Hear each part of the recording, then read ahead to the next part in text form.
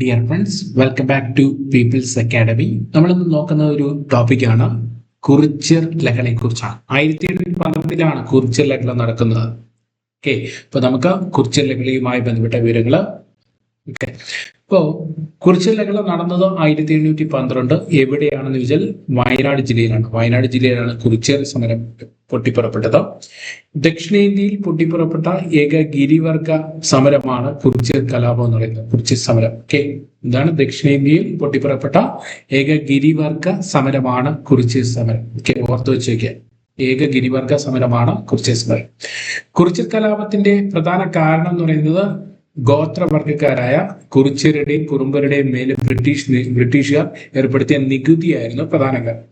10% നികുതിയാണ് അവർ കൂടുതലായിട്ട് അവർക്ക് കുറുമ്പർക്കും അതുപോലെ തന്നെ കുറിച്യർക്കും കുറുമ്പർക്കുമെതിരെ ബ്രിട്ടീഷുകാർ ഏർപ്പെടുത്തിയത്.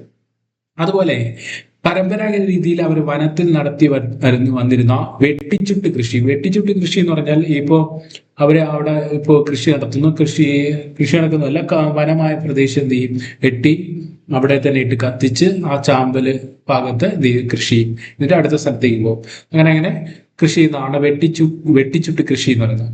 ആ രീതിയിൽ പരമ്പരാഗതമായി അവർ നടത്തി വരുന്ന വെട്ടിച്ചുട്ട് കൃഷിയെ എന്ത് ചെയ്തു, അനുമതി ബ്രിട്ടീഷുകാര് നിഷേധിച്ചു. ഓക്കെ, അതൊരു കാരണമാണ്. അടുത്ത ഉൽപാദന ചെലവ് കഴിച്ച് ബാക്കി വരുന്നത് കർഷകരും ജമ്മിയും കമ്പനിയും വിഭജിച്ചാണ് പൈസ എടുത്തിരുന്നത്. 1/3 കർഷകന് ലഭിക്കുമ്പോൾ 10/6 കമ്പനിക്കും 10/4 ജമ്മിക്കും ലഭിക്കുമായിരുന്നു. കമ്പനിക്കുള്ളത് പണമായി നൽകണമായിരുന്നു. ഇതായിരുന്നു വ്യവസ്ഥ. ഇതൊക്കെ അവരെ എന്ത് ചെയ്തു, നല്ല രീതിയിൽ ബാധിച്ചു. നികുതി ഏർപ്പെടുത്തിയ ബ്രിട്ടീഷ് ഉദ്യോഗസ്ഥരനുസരിച്ച് മലബാർ പ്രിൻസിപ്പൽ കളക്ടറായിരുന്ന തോമസ് വാർട്ടനാണ്.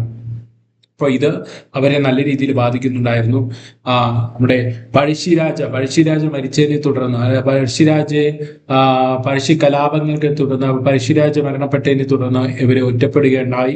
അങ്ങനെയാണ് ഇതിന് പ്രധാന കാരണമായിട്ട് വരുന്നത്. അപ്പോൾ എക്സാമിന് ചോദിക്കുക, ഇങ്ങനെയുള്ള സ്റ്റേറ്റ്മെന്റ് എല്ലാം എഴുതി തന്നിട്ട് ഇതിൽ പെടാത്തത് ഏത് എന്ന് ചോദിക്കാം. അപ്പോൾ ദക്ഷിണേന്ത്യയിൽ പുറപ്പെട്ട ഈ ഗിരിവർഗ കലാപം സമരമാണ് കുറിച്യർ സമരം എന്നുള്ള ഒരു സ്റ്റേറ്റ്മെന്റ് ആണ്. അടുത്ത് ഇതില് കുറിച്യർ സമരത്തിൽ പങ്കെടുത്ത ഗോത്ര വിഭാഗക്കാർ കുറിച്യരും കുറുമ്പരുമാണ് എന്ന രണ്ടാമത്തെ സ്റ്റേറ്റ്മെന്റ് പറയാം. അടുത്ത് പരമ്പരാഗത രീതിയിൽ വനത്തിൽ കൃഷി നടത്തിയിരുന്നതിനെ വെട്ടിച്ചുട്ട് കൃഷി എന്ന് അറിയപ്പെട്ടിരുന്നു. ഇത് മൂന്നാമത്തെ സ്റ്റേറ്റ്മെന്റ് വരാം. ഇത് അനുമതി നിഷേധിച്ചു എന്ന് പറയാം. അതുപോലെ തന്നെ 1/3 കർഷകന് ലഭിക്കുമ്പോൾ 10/6 കമ്പനിക്കും 10/4 ജമ്മിക്കും ലഭിക്കുമായിരുന്നു. ഇത് ഈ പറയുന്ന സ്റ്റേറ്റ്മെന്റോ എന്തുമായി ബന്ധപ്പെട്ടിരിക്കുന്നു എന്ന് ചോദിക്കാം. ഇതാണ് കുറിച്യർ സമരവുമായി ബന്ധപ്പെട്ട. നികുതി ഏർപ്പെടുത്തിയ ബ്രിട്ടീഷ് ഉദ്യോഗസ്ഥൻ മലബാർ പ്രിൻസിപ്പൽ കളക്ടറായിരുന്ന തോമസ് വാർട്ടൻ. ഓക്കെ, അടുത്ത് നോക്കാം.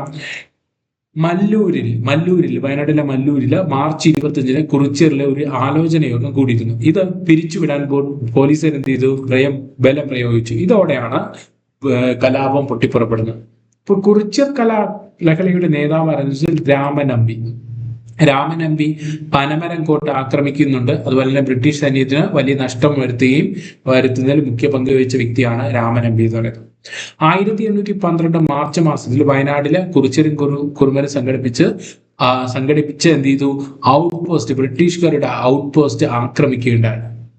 കുറിച്യർ ലഹളയ്ക്ക് നേതൃത്വം നൽകിയ ആരൊക്കെയെന്ന് വെച്ചാൽ 1000 വീട്ടിൽ കൊന്തപ്പനും അത് വെൻകലോ കേളു. ഗറില്ല യുദ്ധമുറയായിരുന്നു അവരുടെ യുദ്ധമുറ എന്ന് പറയുന്ന ഒളിപ്പോര്. അതുപോലെ തന്നെ അവർ ഉപയോഗിച്ച ആയുധം അമ്പും വില്ലുമാണ്. അമ്പും വില്ലും വനത്തിൽ അവർക്ക് കൃത്യമായിട്ട് അറിവുണ്ട്. വനത്തിലാണ് അവരുടെ വാസസ്ഥലം. അപ്പോൾ അവരുടെ കൃത്യമായിട്ട് അതിന്റെ അറിവുകൾ ഉണ്ടായിരുന്നത് കൊണ്ട് അവർക്ക് കൃത്യമായിട്ട് ഒളിപ്പോര് നടത്താൻ സുഗമമായിരുന്നു എന്ന് മനസ്സിലാക്കുക. ബ്രിട്ടീഷ് സൈന്യത്തിന് രാമനമ്പിയെ പിടികൂടിയത് 1812 മെയ് 1 അദ്ദേഹത്തെ വധിക്കുകയാണ്. എങ്ങനെയാണ് വധിച്ചതെന്ന് വെച്ചാൽ തലവെട്ടിയാണ് കൊലപ്പെടുത്തിയത്. വെൺകോൾ കേളുവിനെ നമ്മൾ പറഞ്ഞു, ഈ മറ്റു വ്യക്തികളിൽ ഒരാളാണ് വെൺകോൾ കേളു എന്ന് പറയുന്നത്. പരസ്യമായിട്ട് തൂക്കിലേറ്റുകയാണ് ചെയ്തത്. കുറിച്യർ ലഹളയുടെ മുദ്രാവാക്യമായിരുന്നു വട്ടത്തൊപ്പിക്കാരെ പുറത്താക്കുക. ബ്രിട്ടീഷുകാർ കുറിച്യർ ലഹള അടിച്ചമർത്തിയത് 1812 മെയ് 8. മെയ് 1 ആരെ പിടികൂടുന്നു?